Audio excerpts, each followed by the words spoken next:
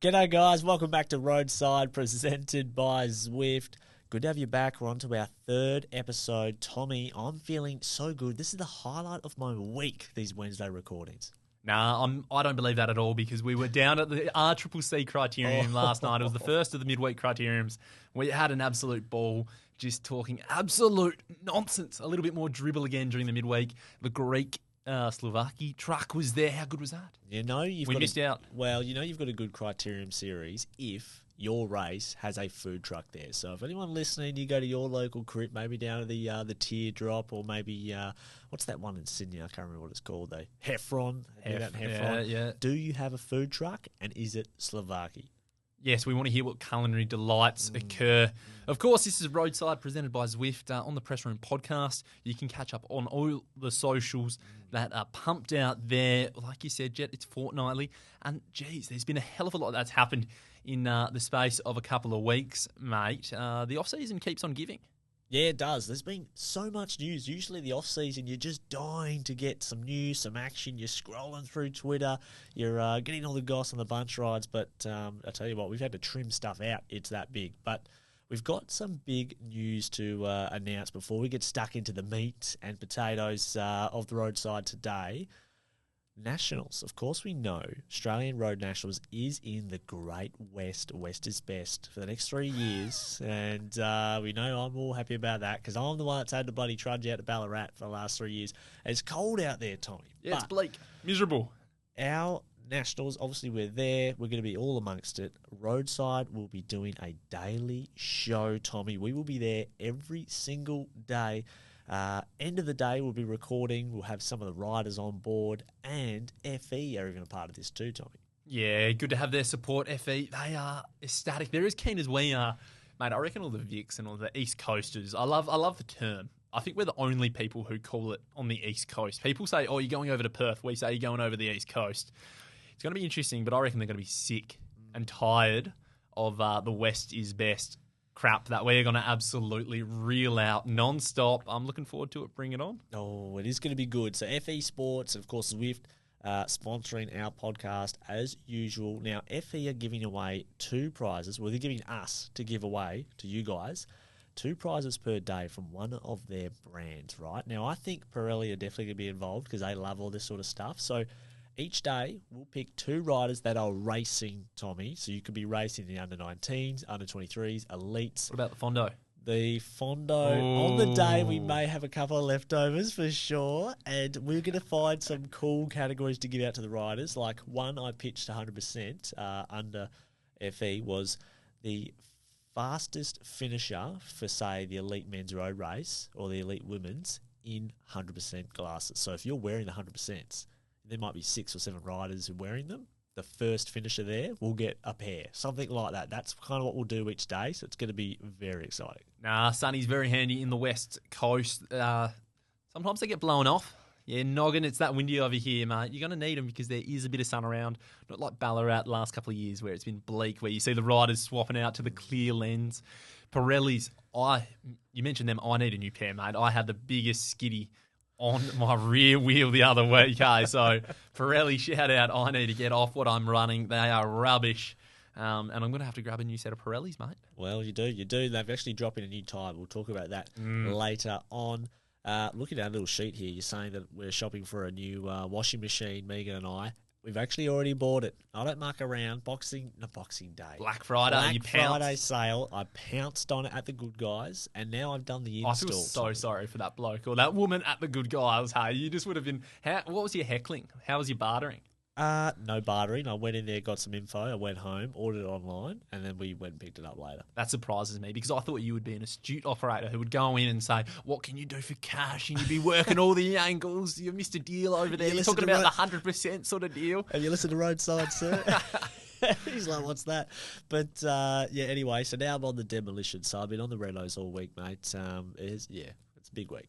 You've been on the tools and, obviously it's a midweek that we're recording here.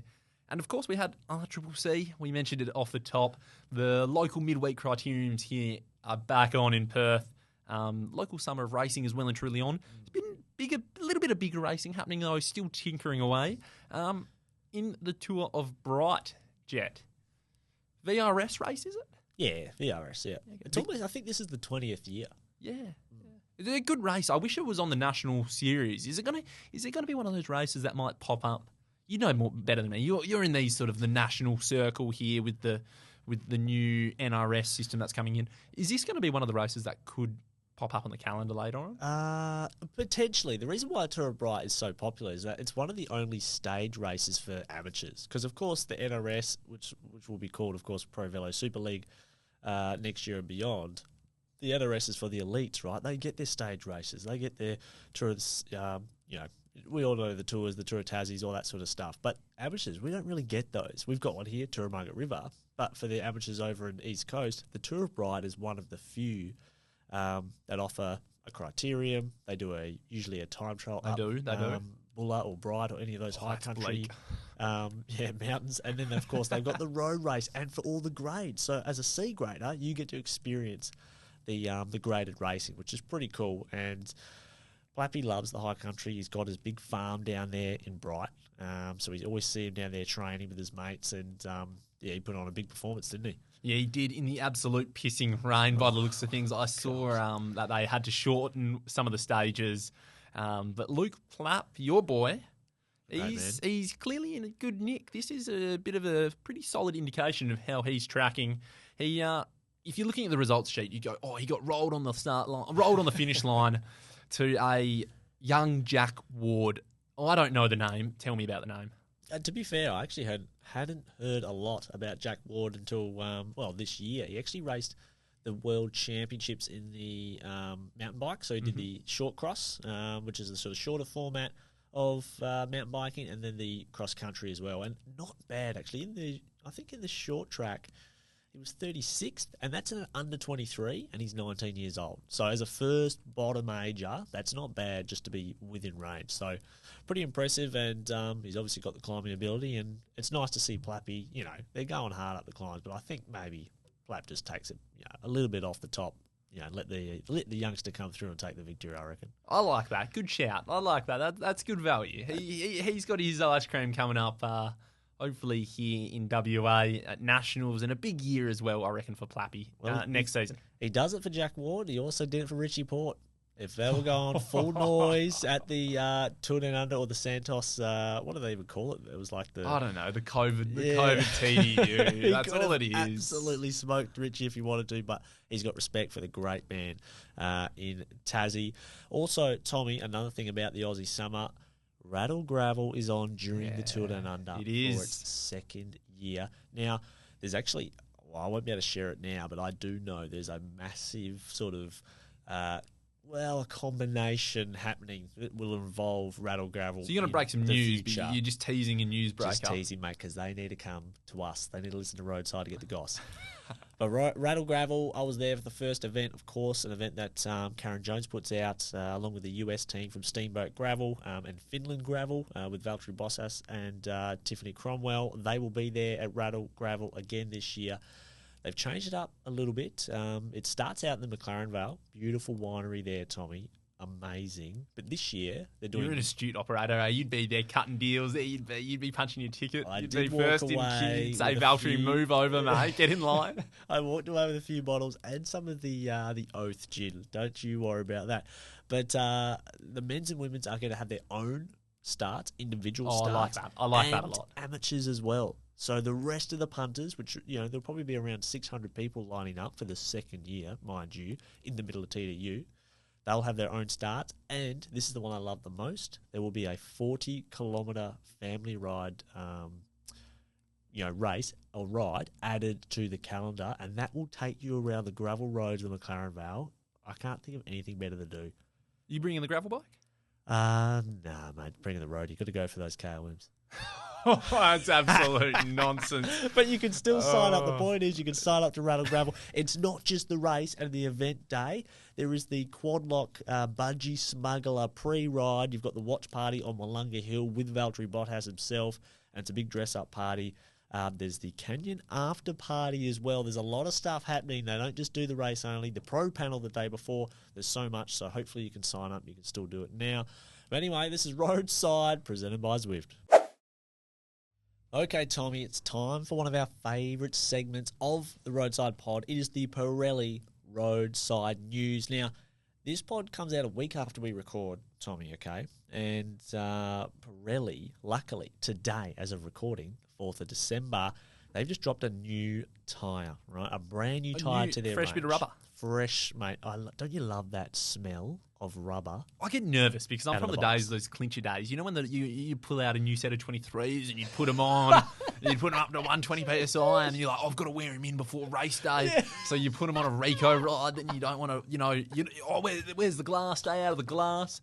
And then you become the most cautious breaker in the group because you just want to wear them in gently, you know? So, what was the myth? That little bit of wax on the edge. Yeah, there's a little wax coating. The sheen. Oh. The sheen, yeah. That's so funny. Well, luckily, Pirelli doesn't deal with any of that rubbish, mate. But you must be on Continentals. But Pirelli's, right? The new tyre is the P0 Race Tubeless Ready RS. Now, that just sounds like another tyre with all the different special names. But this tyre, Tom, was actually designed in July this year at the Tour de France. It was designed for the Lidl Trek team. It was designed for your Milans to be sprinting on, and Skelmos, all those top riders. I think he's still at Trek. Crack at the Tour de France. But seriously, designed for performance. They weren't actually originally designed for punters like us. But there you go. The stuff has trickled down. 6 months later, we now have those tyres to race on. They are the top of the tree, built for speed. And I shared on Instagram today, actually, the Pirelli tech sheets for these tyres that was sent to me by the team, the legends there. Oh, yeah, I saw you post that. Yeah, that looks good. How cool was that? It was That's almost the first time I've ever read a tech sheet. It was like a profile. Yeah. You had all the stats. You had weights and pressures for different tyre widths and all that sort of stuff, and even had where the tyre performs in different conditions. So Which is actually really important because a lot of punters, and I've worked in the retail side of things, they've got no idea. You come in, just give me a fast tyre. Want it at 120 PSI. So shout out to Pirelli. I really do rate that as a way to be able to inform everybody what you're riding and what you want to be running them as you're probably scurrying and looking for that tech sheet. I can see you flicking around on your phone, so I'm going to have to pad here for a little bit. No, I have it. I'm just looking at this. Probably so your much home stuff. screen. It's your home. B0. Yeah, you're showing me your lock screen, mate. You've moved Megan off it, and it's just Pirelli zero race on there. Look, you've got speed. It's at the top. You've got comfort. It's at the top. Lightweight, sort of at the top. Mileage towards the bottom. It's a race tyre. Wet grip. It's up there. Protection. Medium. This is pure race, mate. Pure race. That suits a lot of Perthonians. They should be getting that for nationals. Something like that. Tommy, that's it. That'll be one of the categories. Let's say under 19s. If you're running Pirellis, first finisher at the Nationals road race for the under 19s in Pirellis will win a set. I like it. Bang. I like it a lot. Under 19s, put your hands up and absolutely give us a bit of stick when you're on the start line. I'm sure the CDF local boys won't hesitate in doing that at all. But, mate, I tell you what, off-season, geez, there's been a hell of a lot happening. Hey, particularly the last day or two. Oh. This is just a Control C, Control V story. REMCO EVENEPOEL, he has just binned it, not due to his own accord by the sounds of things.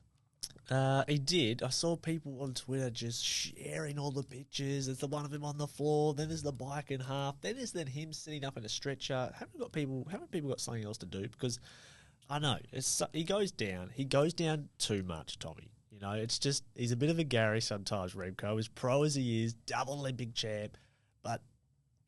Mate, it seems like he always crashes at the worst time. I feel for him. If anything, this is probably the best time to bin it. Yes, true. Obviously, considering we don't want him to lay it down later on. It's been reported a couple of multiple fractures, a slight collision. I saw someone post something very funny throughout the day as well, and it was like REMCO hits the postal van, and it was like a US postal van with like Lance and all the boys in it, and I just thought, this is top dollar. Shout out to whoever came up with that, and something crossed in someone's brain and went, this is the best content I've seen. Nothing at home. But you know what I think about sometimes the REMCO, because he's got his wife, Omi, I think her name is. No idea. They've been together, I think, since they were 13 years old. Oh, I love it. This is what I wonder. He's getting paid millions of dollars, and I think she's a model, has her own sort of career and stuff, and she obviously earns money too, but of course it's not what REMCO earns. So do they just do all of their money go into the one account? Because she might be getting $200,000, he might be getting 8 million if his dad does his job properly, maybe more. That was from episode 1. But do they really do that, or does maybe his dad keep some for himself? It'd be interesting. It'd be very interesting. Well, we're not going to be getting into the inner workings of the REMCO EVENEPOEL financial portfolio. I'm sure we might be able to put a request and see who is managing his money. But I tell you who you want to. Well, this man actually we're going to be speaking of is going to be getting a few more pesos to be managed. Maxim van Gils. What a season he had! Great season in the Ardennes. He's given Lotto the heave-ho, and he's off to Red Bull. So for a man who's been at Lotto his whole career, he's still in his early 20s. I think he's 25, actually, rather. He is off to Red Bull, who are just going strength to strength. They are just growing a classic squad and growing these riders that UAE over the last couple of years have been sort of slowly acquiring these real, just solid riders. Yeah. This is another great addition. Big loss for Lotto. How much do you reckon they got paid? Well, I actually think you say Gills has given Lotto the heave-ho. I think it's the other way around. I think Lotto needed to free up some cash. For who? I don't know. Maybe they needed that cash just for day-to-day runnings. That team is on the decline. So perhaps, and I've read some stuff online, of course, our specials, the rumours, all the stuff we read. I actually think Lotto wouldn't be too upset with it either because they've got a bit more money, maybe gives them a bit more longevity for seasons to come. Who knows? Yeah, Lotto I kind of throw in the DSM bucket, but DSM are actually good at nurturing talent where Lotto, they throw a dart at a million local Belgians and they hope it works. DSM, a lot of riders left DSM. There's quite a few. Yes, there certainly are. They tend to come and go as well, though. But look, speaking of Steve Cummings, he joins Jayco, the DS. Now, I like this. This is a great move. This is a savvy move. The great mind, the inner workings of Steve Cummings joining the pedigree of Matty Hayman, Matt White. I reckon this is a great pickup. And also Steve Cummings, he's been at Ineos, Team Sky, Dimension Data. He's ridden with O'Connor before. I know the two get along. Yeah. So I think this is a great move. It was a quick turnaround, wasn't it? It was like 2 weeks, maybe less. Less than 2 weeks and it was done. Yep, done and dusted. Worked out really nicely. Clever move, clever acquirement. You don't like it? I like Steve Cummings and I like that he's gone to Jayco because I like Jayco, of course, Jayco Alula, but I don't think it'll work out. I don't think it'll work out because Steve Cummings, they left Ineos. It was real murky what happened. There was sort of beef between him and Pidcock, and who knows, there would have been other players taking different sides, that sort of stuff. It's never just one side. It wouldn't have just been Pidcock and his crew not liking Cummings. I reckon Cummings might have also been abrasive himself, and I don't know. Something about him and Whitey, I don't think they'll get along. I completely disagree. I reckon they're the utmost professionals. They'll welcome each other into the fold, so to speak. I honestly think the whole Ineos saga at the moment, it's just, and we're going to segue into Pidcock as well, because there's been rumours floating around. They've been sort of brewing for a while. Daniel Benson, a proper journalist. Yeah, he's a proper journalist. Yeah.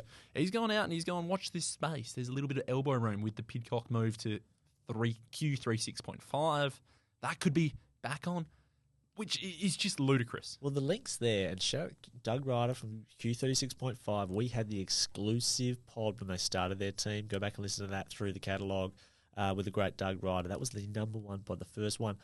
But Pidcock's manager, I think, has ties to Pinarello and also has ties to something else that's involved with Q36. And Q36, I think they're going to get the Pinarellos for the future. And that makes sense for Pidcock to go there because Pinarello spent many years developing their first mountain bike for him at the Olympics. And they are not just going to toss that away when he changes teams. Nah, absolutely ludicrous, mate. I can't disagree with you more. Pidcock is one of the top 5 paid men's riders in the pro peloton. Right. If he goes to Q36.5, he cannot get that sort of salary unless it is stumped up purely by Pinarello. And I heard that Q36.5, they turned around and they binned their whole Conti team because they were attempting to lure Pidcock into their ranks. Oh, I think he will. That's what I mean. Because they're going to get they've freed up a little bit of cash. Yeah, they've freed up by bidding a Conti team. I hate that. But why would you leave Ineos when you've got the whole team? The DS you've had a disagreement with is left. And from what I'm sort of understanding is that Pidcock has all the options available to him and he still has very strong support and he's getting paid. He'll get the race schedule he wants. He's getting paid. He'll get the bike sponsor. Will remain happy. Why would you leave when you're in this scenario where he's eliminated all the other negative elements? Well, I think Pidcock, he's seen better part of Ineos. I think he operates in his own bubble, like a lot of superstars do. They have their own bubble. They have their mechanics. They have their soigneurs. They have their therapist they might talk to, their performance manager, their PR managers, all of those. That operates together. They can transport that anywhere. If he's going to get paid, regardless of what team he rides with, the Pinarello link, I think, is critical. They'll want to stick with him. They've already invested in that It's like a Sagan specialised. 100%. It's the same thing. And it's interesting that Cummings and Pidcock didn't get along because Pidcock is a bit of me, internally to achieve success for him. But Cummings was also like that. He rode at the back of the pillow every time. But that was him as a racer. That's true. A director, well, I dare say this was Steve Cummings saying, Tom, I don't think you can win everything. And Pidcock telling him to get absolutely... So watch this space. It's going to be interesting. Watch this space. Daniel Speaking Benson, of, by the way, he's like you said earlier. Oh, mate. He's got the goss. He is the newsbreaker. He is the man. He's all over it. I love it when I see his... I get a little push notification, Daniel Benson's tweet. Oh, you've on done it. That's good. You got to be on it. Anyway, 2025 Vuelta a España. It's been confirmed to start in Italy, Piemonte. Where's that in Italy? It's got to be near the rubbish bag. It's in the northwest of Italy. Yep. They're going to have a handful of stages. Stage 4 is going to head into the French Alps. There's going to be a mountaintop finish on stage 2. Hard start for the Vuelta. Not unfamiliar, obviously, with hard starts. And I tell you what, it also makes Turin the second city to have hosted all 3 Grand Tours. Now, can you tell me the other city? Is it Po? No, it's not. It's Utrecht. Oh, is that Exactly, right? I yeah. saw that question somewhere online. I thought it was going to be Po, the wine stage. Yeah, but nothing's original on this podcast, mate. It's all ripped, but this is it in your ears. And how about this one, mate? Rwanda Worlds. I'm pretty psyched up for it. I think it's sensational. I follow Dan Chellis. He does a great job on global cycling. He does a lot of articles covering African cycling, and he's really amped up for the Rwanda Worlds. But how about Denmark? They're pulling out from their junior and under 23 from competing. Belgium might do the same, mate. This is rubbish, I reckon. Well, it's not. It's certainly not a good look from the nations.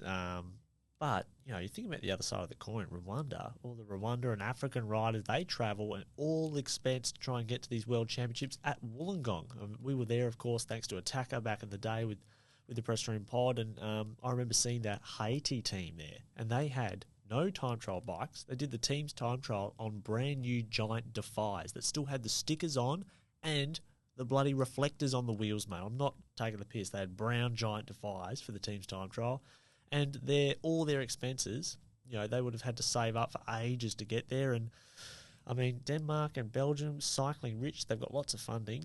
Wealthy nation. Yeah, wealthy nations, and they are pulling some of their riders so they can't compete. I think that doesn't look good. And one other thing, but you can understand it though. If you're these national bodies though, like they're making a judgment call, so I kind of respect that they kind of have gone so far out as well. Yeah, they haven't just let these juniors train. The timing is good, yeah, but where's the faith? You wouldn't do that if you had the winner. You wouldn't pull your under 23s if you had the winner. So you're saying they don't have a winner? They don't have a good under 23? You would not send your ride if you think they can win. You would not send them. That's your take. You think that because they can't win, they're not going to go. Yeah. Just that's it. If you can win, you go.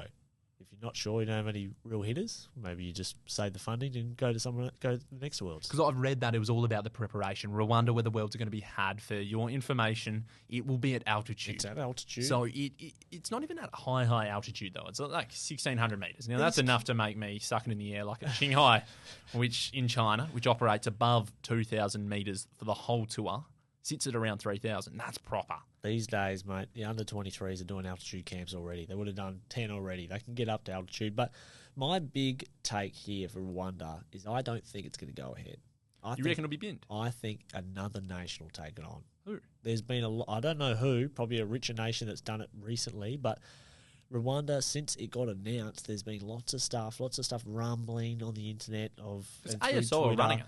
I know that, but there's a lot of corruption involved with Rwanda cycling inside that world. There is a lot. And it's a reason why I think it's so hard for a lot of those athletes to get out of there. And you're laughing at me. Seriously, they're not. I've heard lots of stories about bikes being sent to their top cyclists in Rwanda, in African nations, and the government sort of head honchos and stuff taking the bikes and selling them. There's a lot of corruption in the government that's involved. And that's very sad if that is the case. I know, that's disappointing. And I just think that sort of stuff gets muddled up, and it's very hard to see a nation like Rwanda holding a world championships. Yeah, let's hope that that's not the case, and let's hope that it does run, and ideally it, creates a massive boom. We saw what's happened in Eritrea with Binim Gramay having the utmost success of a few stage wins in the green jersey. I want to see it. His return looked like the second coming, didn't it, of Jesus? It was, the flares, the parade down the street. It was all going on. Oh, good on him. No, it was wonderful to see. Hopefully that's not the case, mate. Let's hope it does happen, because the crowds at Rwanda, so the Tour of Rwanda, amazing. 5 deep everywhere you go. We do want to see it. Yeah, absolutely. And I'll tell you what, speaking about accurate reporting, hey, La Gazzetta dello Sporto, they are just on the money, hey. They are just one of the best newsbreakers going around. Yeah. They've reported that the men's total World Tour budget has reached $570 million. Average rider salary in the men is up to $500,000. Now, this is all in euros. What's the median, though? The median, not the average. The median would not be €500,000. My hands are in the air. Yeah, I know that. Along, I don't know. I know, but I wonder one of their reporters had privileged information to be able to go in at the UCI World Tour Summit that happened at late November. Oh, yeah. Went in, had a bit of a look at the figures and everything that the team submit to the UCI because they've got to be able to clarify the budgets for individual riders and obviously non-rider staff. So they sort of all justify and they sort of become transparent with the UCI. Oh, that's good. Yes, I guess so. It has to be done. Like, of course, there's like in AFL, you've got a hard cap and a soft cap budget. We talked about this, yeah. And the Women's World Tour budget has doubled to $70 million. Since 2022? Yes. Wow. 3 years, it's doubled. That is insane. Yeah, it's pretty good. Hopefully it can just keep getting bigger and bigger and bigger, though. I remember hearing Grace Brown off the back of her retiring. She, in another podcast with Mitch Docker, Life in the Peloton, shout out. Yep, legend. Speaking about sort of the financial security that she was starting to notice in the back end of her career, obviously she became one of the best time trialists and one of the top classic riders going around, as well as the domestiques. So her value was obviously going up and up and up. So it is good to see there's more financial security with longer deals and everything and bigger deals. Well, guess what started in 2022? The Tour de France Femmes. It started yet again. So that is a big reason why those budgets have gone up. And of course, what was the company, the amazing organisation that sponsored that, the title sponsor, Zwift, and also Paris-Roubaix. Zwift were the big sponsor and a big reason why the Tour de France Femmes could go ahead. So we love Zwift, Tommy. They keep on getting better. No, they absolutely do. And you just brought a smile to my face because legit, they do that. Yeah. And they get behind events, even like Tour Down Under. They're right in there as well here in Australia. And they do an outstanding job of supporting women's cycling. And I hope they keep on doing it because it is just brilliant, their support. The ball is rolling now, Tommy, for the Tour de France Femmes. Zwift, of course, were the big funders to get that off the ground, to get it rolling, get that huge behemoth and show the world just how good the women's side of the sport is and these athletes are. It's as good, if not better. It was better. It's right. In many years it was better. That finale of that final stage. That was unbelievable. Oh. We were there. I'll never forget it thanks to Zwift. But now that ball is rolling, anyone could take over. The race runs itself. You could stick any brand in front of that and call it the title sponsor, but the race now is bigger than maybe the original sponsor that started it. It's just the package, and it's good to see that it's up and off the ground, and we just can't wait to see what happens next year. Yeah, really looking forward to it all. And of course, staying with the Tour de France, ASO boss and the men's race director, Christian Prudhomme, he reckons the World Tour peloton is too fast. Jet. Too fast. Too fast, yeah. So he's come out this week, or last week rather, at a meeting with the race organisers, with all the organisers of certain races and associations in cycling, stakeholders, so to speak. Big cheeses. Yeah, there'd be a few there, wouldn't there? They'd roll out. And he's gone on the record and he's gone, beyond the behaviour of athletes and the work of the organisers, it is absolutely necessary to reduce speed by appropriate measures. The riders are going too fast. The faster they go, the greater the risk. and the more they endangered themselves and others. How can a race director have a go at the riders for going too fast? It's just a bike race. From everything you see, people's comments to things that he does and say, he's not very well liked, I don't think, by the actual cycling community, the pro cycling community. I don't think what he says is very, and what he does, there's this sort of underlying tone that he's aiming to try and be president of the Olympic, what's it called, the Olympic Committee? Yeah, IOC. Yeah. So he's sort of aiming for that, but all of his movements are sort of trying to prop himself up as a good candidate for that. But blaming the riders for going too fast when there's been so many instances of the races not being prepared or not having the right safety measures in place, it just is a flop call. Yeah, particularly when you see, and you just mentioned how it is a bit of a travelling circus and how big it is. They make a lot of money out of this event, ASO, with the Tour de France. Enough that they can have these events in Singapore and Japan at the tail end of the season to try and extend their reach internationally. And it's the right thing to do. They're getting paid to run the Worlds in Rwanda. They are a very smart company. They operate in a lot of different pockets of business. So I just don't know this comment is the right one. And the Riders Union, they will sort of just look at this and be like, mate, come on, what's going on here in the brain department? Yeah. The brain department. Yeah, he sounds like a flog, doesn't he? But look, if he wants to give me a job in the comms, mate, no worries. I'll be over there. Hey, Christian, give me the call.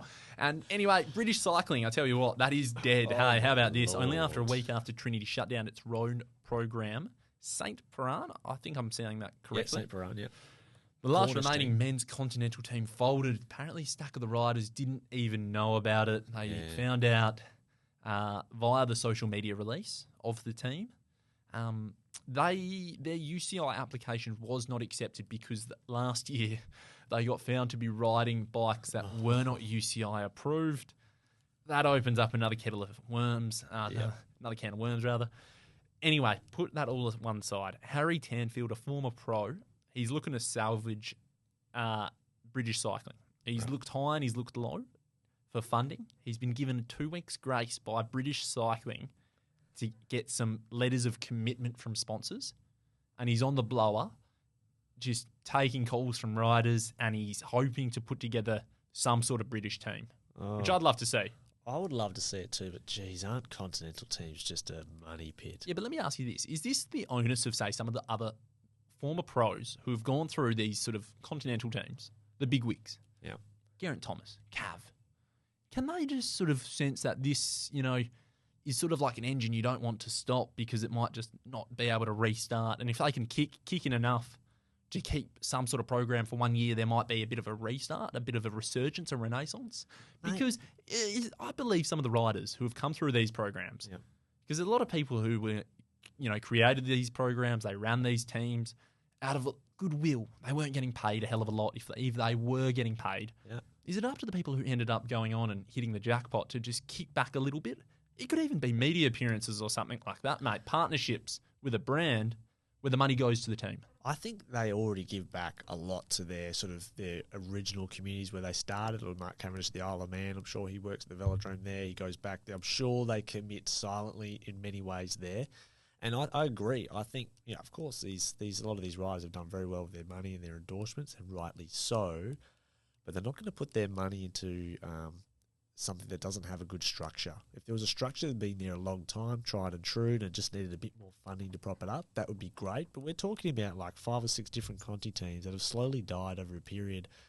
You need to have something there that looks good, and it's probably a bit rash. It's probably something Bradley Wiggins would do. He'd probably dump his money in there and before actually checking it out. So chapeau for him for having a crack and trying something. And there are some of those riders or some of those ex-pros or pros who aren't in a position to help, and it always falls on either the clubs or, maybe local government to step up. I'd like to see cycling, if it could take care of itself for a little bit. It would be good, but just makes me think of the good old days of the UK cycling. They used to have an elite racing series, a criterium series. They had their road series.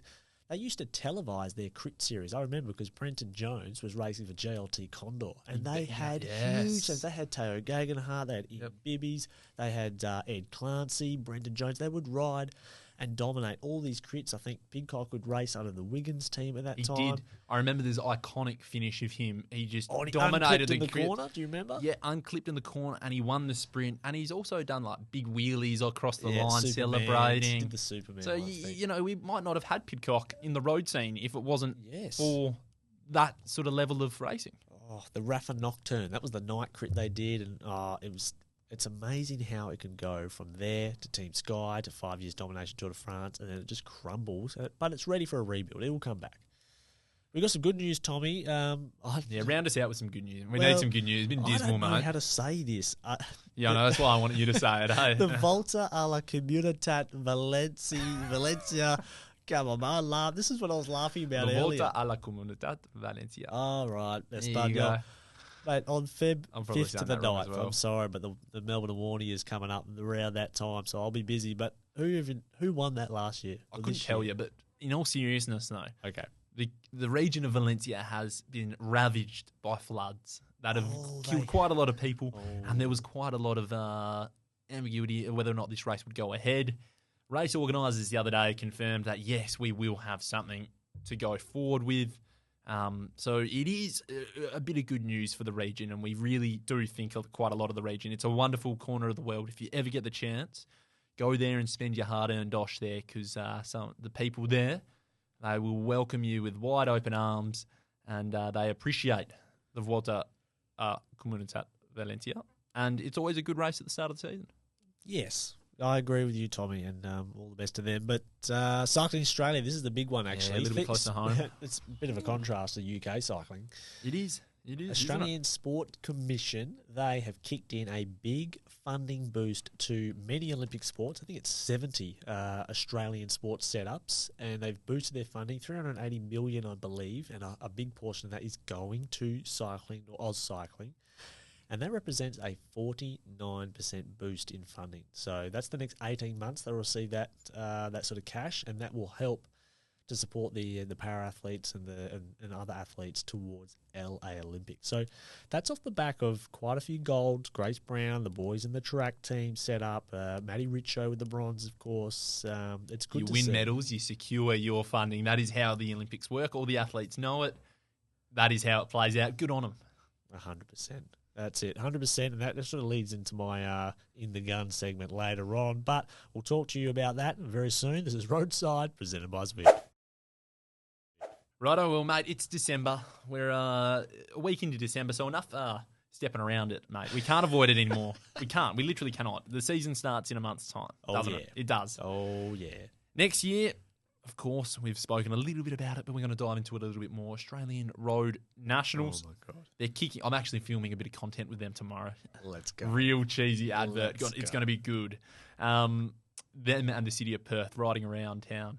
Anyway, before we do, mate, big shout out to Zwift. Well, Zwift, our title sponsor, this is going into the 4th year.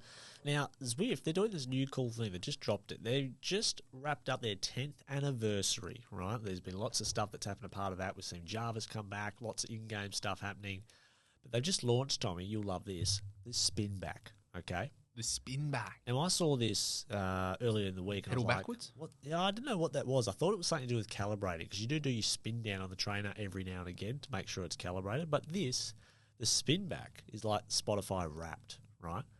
So soon you'll get a personal email review that showcases all your Zwift career achievements, including my many wins on Zwift. I've got so many. I can't wait to show you my stats, mate. Don't laugh. Imagine if you've had a shocking year. You're just going to get the worst. It's going to be like, mate. No, it's your career. They've never done this. I'm sure after this year, it'll be every year, like Spotify Wrapped is. Yep, okay. When that comes out, we'll have to see our top 10 songs. But, everyone Absolutely will get, if you're opted in to receive emails, you're going to opt in. The Zwift email is actually good. You'll get a message highlighting your key statistics, including your kilometres ridden on Zwift. Megan's going to towel me up on this.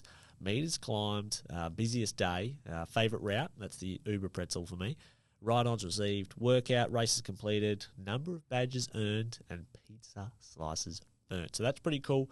and you get matched based on your profile of all of those stats above to Fitness Fiend, or these little profiles: Fitness Fiend, Speed Demon, Social Butterfly, or World Explorer, based on your activity history. What about Cinema to Scroll, Demolisher? That would probably be me.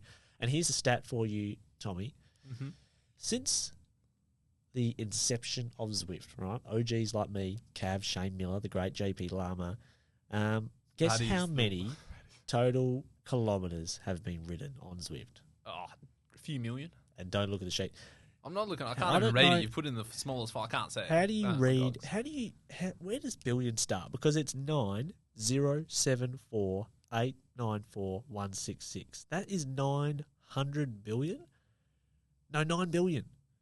9,740 million kilometres ridden. So that's enough to travel to the moon and back 11,800 times. That's how many people have been on Zwift. I'm actually impressed by that. That's awesome. Good luck. My bush probably would go around the moon once and it will take another 100,000 years. So good on you, my sure. Zwift are the best. We love them. But we're talking about nationals, Tommy. We're talking about nationals. Yeah, we are, mate. It's a bit of an unknown, eh? How many... Nats has been in Victoria for a number of years. Literally since I've been alive or, involved in cycling. All I've known is Ballarat. The bleak Ballarat. It's out of there... We're maybe a little bit biased, but open your mind up a little bit. What sort of vibe do you think it's going to be? Open my mind. Open your mind. Because you're going to say, there's going to be... You're going to say there's going to be, cold emus just being flung around. The hill up Malcolm Street's going to be an absolute dreamboat scenario. We might be operating there. It could just be scintillating. Well, good. There's a lot of stuff happening. We'll share more as it's coming, but Malcolm Street is definitely going to be an unbelievable scene. Malcolm Street for you East Coasters over there on the second half of Australia. Malcolm Street is the climb, is the big climb as they come up into Kings Park, and it's actually our main drag of the city. The terrace. That sort of turns into Malcolm Street. It keeps going, and it goes up this big hill towards Kings Park. That is Malcolm Street. It's a punchy climb. The VIP tent's going to be there. The DJ's going to be there. A cycling apparel brand, which we'll talk about later, maybe. They are going to be the big QOM sort of sponsors. So that's going to be all sorts of activations there. Food vans. The party is on Malcolm Street. Yeah, it certainly is. And there's some of the big names that are coming back to race this summer. Out of the local mob, Jay Vine... not Jay Vine, rather. He's an East Coaster. He's coming, Welsford, Hindley. Plowright, I believe, is coming. Amanda Spratt was announced Vine the is other coming. day. He announced. Vine will be here. Yeah, I saw that. That was good. Durbo. That's a given. He would not miss this for the world. Yep. And I can kind of say here as well, mate, bit of news. Ben O'Connor won't be coming back. So He's here, though, isn't he? He is not, mate. He's home and hosed in Andorra, and I believe he will be staying there for the summer. So that's a bit of a blow to WA. He was second at the Vuelta. It would have been lovely to see him come back, particularly with the new team. It's not to be.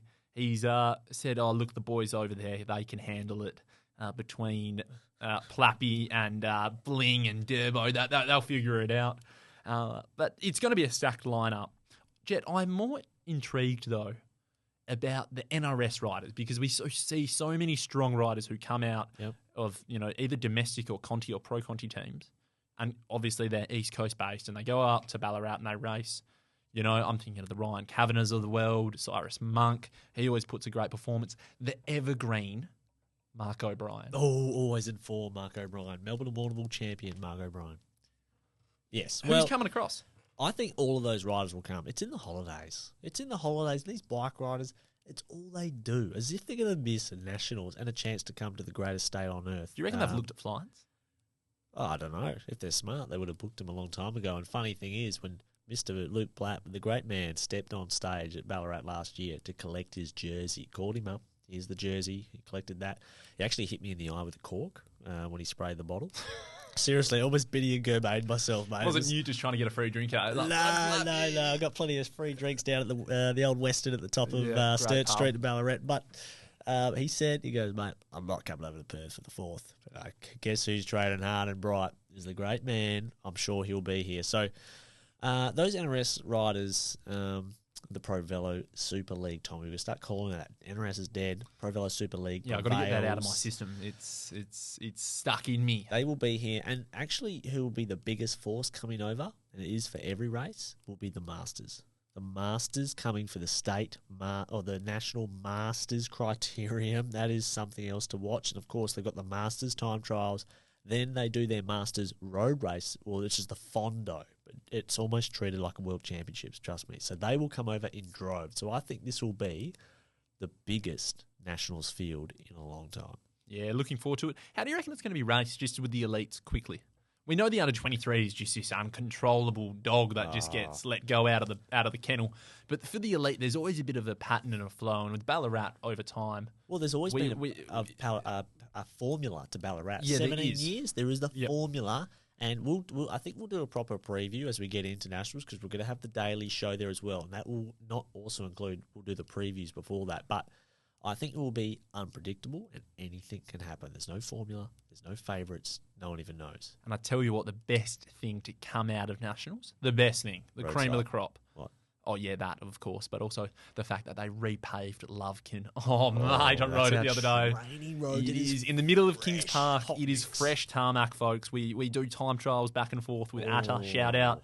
And it was this dog's breakfast of a bit of tarmac. Durbo would be hooking down, doing 65, 70 in the skis on these, bumping around and everything. On the speed bumps. Yeah. And now just silky smooth. Oh, no rough Buninyong Hill. That's rough as guts up there. But this is interesting, Tommy, because I thought about this last week and I wanted to talk about this to all the audience, okay? We all know this. There are riders in your state, in your club, maybe those you've raced against or rode with or you've heard about from other club members or just your friends. But who are the riders, right, that could have gone pro in your state? Well, the sort of blokes who are going, oh, mate, could have been drafted if I didn't do my knee playing like Yes, Colts or but something. there are many Okay. particularly because in Australia and Oceania, it is very hard for us to make that jump. There's lots of, there's the physical, geographical, emotional, the finance, all of those factors come into play to go across to Europe, making the big dance. And that does stop many who could make it, but they might have been missing one or two of those elements, right? So why? Come on, you've got a list you've been thinking about. No, I don't have a list, but at least from WA, I've got three actually. And from our perspective, and we want to hear from you guys, so send them in, please, at thepressroompodcast, gmail.com. thepressroompodcast at gmail.com, or on our Instagram. Mr. Michael Freeberg is one. Yes, that's a great shout. Now, he was a sort of professional, but I think he would have made it on the road. Mm-hmm. Stephen Hall. I think just one last night. And he said to me, we found out this. How about this? Has anyone listened to anyone know anyone who's raced that has more than 600 victories? Because that's how many victories Stephen Hall has, and that is incredible. So he's another one. And one more, I think this rider got sort of done by injuries. Josh Wilson, Tasmania. Yeah, great rider. He was always touted as someone who was a freak of nature, and I think some bad injuries sort of stuffed him up. So we want to hear from you guys. Who are those riders? Any in your mind, Tommy? Anthony Giacopo. For my mind straight away. He had a long career racing domestically. He did have a bit of an opportunity to go pro and, wheels and deals back then. But he is one of the classiest bike riders, a national criterium champion. Great man from Cyclic as well. We love Cyclic. We certainly do. I need new Cyclics, AJ, if you're listening to this. And he is one of the riders who I thought could have had a really long and successful career. He was always so consistent.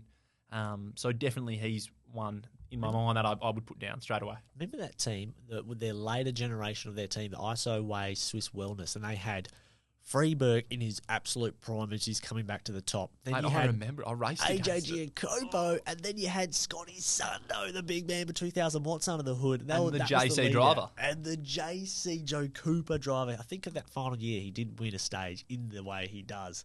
That now Mr. John Carter does, the great driver who won on Sunday. So that's a good one, and I wonder how many we'll get because there would be all over the state, Tommy, riders who just for whatever reason didn't get there, but they could have. Yeah, let us know. And of course, mate, we're going to be doing our final segment here in the gun.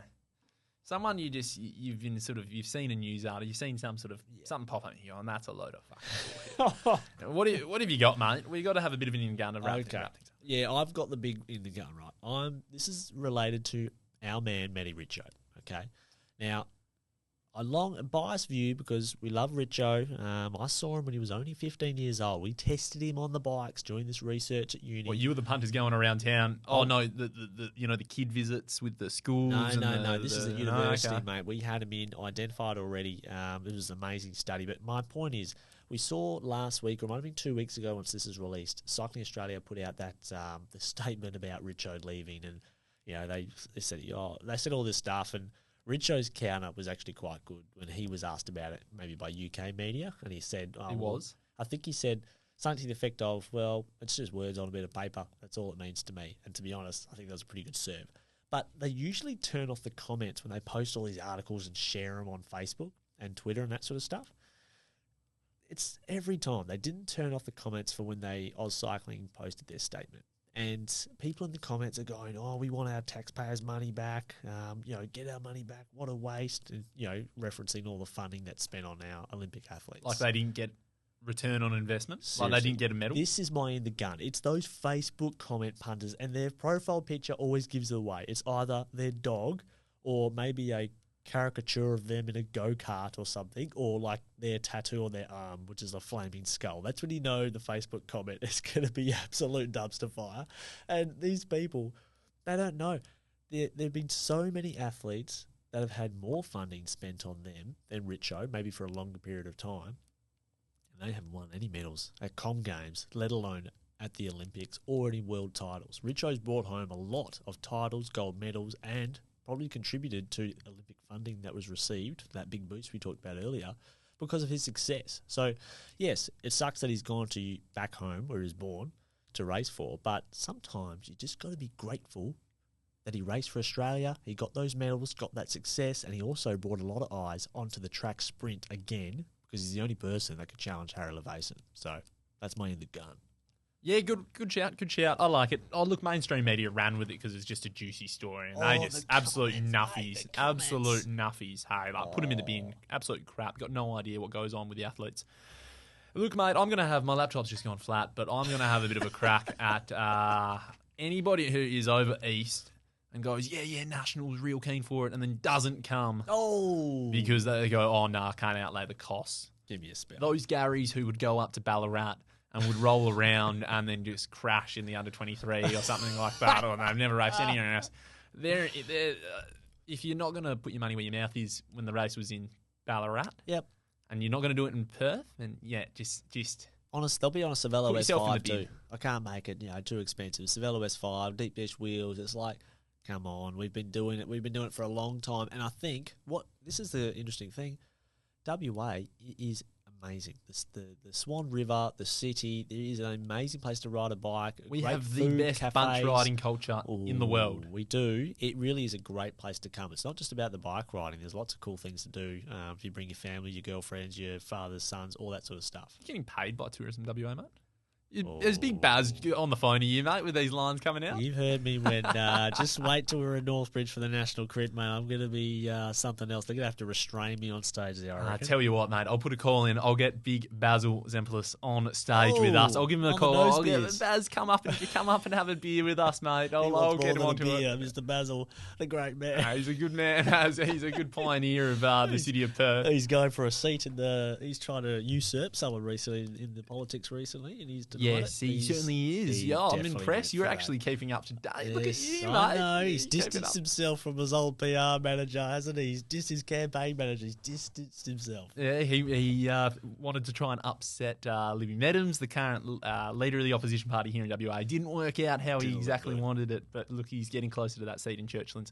Anyway, Baz, he's Lord Mayor at the moment, and City of Perth, shout out. They have put a lot of money behind Oz Cycling and bringing nationals over here. Huge amount. So we're really excited to be able to get behind them. And everybody listening here, and I saw that they actually put a shout out for volunteers, Oz Cycling, on the ground over here. Yep. If you want to see a good event and you take a bit of pride, and we know how deep the WA cycling community runs, put your hand up and help out. And there's a lovely woman who's running that show for part of Nationals, Georgina Webb. She's a legend of the game. She's hitting it up. She's Right, WA, legend of the game. That's right. So she'll be looking after you. So really good stuff there. And we can't wait to see it. But make sure you send us in anything you like on the Press Room Podcast at gmail.com. Send in the riders you think could have gone pro. It could be you. You could toss yourself up and say... Toss your mate up, page. Toss some of the boys up, yeah, page. or Yeah, I reckon put yourself up there under an alias. Send us a good audio message. Oh, Lord. If it's dirty, I'll scrub it up and we'll play it. Yes, so you can do that. Just use the socials or on the email, of course. All the links are in on the website as well, TPR Cycling News. You got to check on that, Tommy. It's an amazing bit of website for your roadside. But we're going to be back in 2 weeks' time, and then we're getting ever so closer to our Nationals Daily Show, Tommy, and we might release our next bit of news related to the Aussie Summer as well then. Yeah, looking forward to it. Are you racing this weekend? I am on the 8th, yep. C grade? C grade, You're mate. going to get hooped again? So far, there's 5 people entered, and I was starting to think in my head about how I would approach and attack the race. And I'll just, I'm not going to give it away because I'll be listening. I've already been playing out the win in my head. And if I would celebrate, because this will get released afterwards. Well, if there's 6 riders, what I'm going to do is I'm going to sit on and then beat them in the sprint. I can't wait. I think I might roll down in B grade. 6 idiots and Manjo rolling around for 40 minutes doing nothing. I can't wait to see the opposite happen. I'm sprinting full gas out of the seat. I've been training on my Zwift Ride, and I was picturing my post up on the way here, mate. What post I'm doing? The big Cipollini. Okay. Wrap it up. Okay. Roadside, presented by Zwift. We'll be back in a fortnight, folks, and we're going to hear the trials and tribulations of Jethro Gummy Nagel. Lord save me.